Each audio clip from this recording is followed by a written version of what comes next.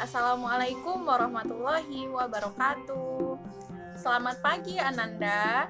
Di video kali ini Ibu akan menjelaskan mengenai DEKON atau Deklarasi Ekonomi. Mohon diperhatikan ya. Pada kisaran tahun 1960-an, Indonesia mengalami berbagai masalah, seperti keamanan nasional yang terancam akibat dari pemberontakan DITII di Jawa Barat, juga masalah pembebasan Irian Barat, serta masalah perekonomian Indonesia yang makin merosot.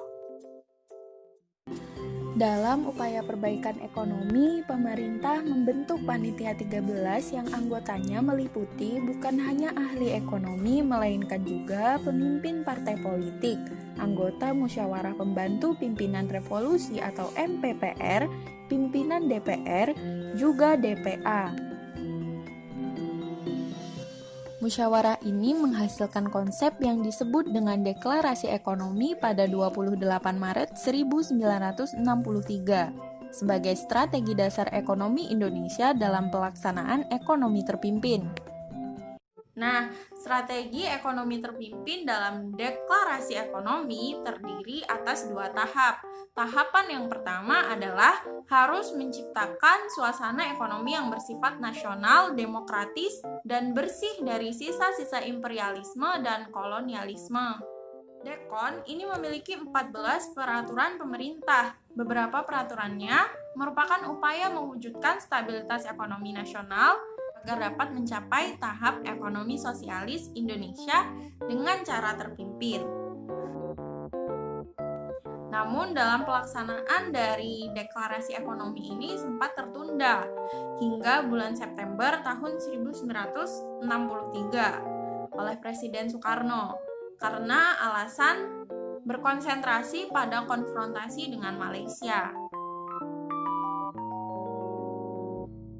Dalam pelaksanaannya, deklarasi ekonomi ini mengalami kegagalan.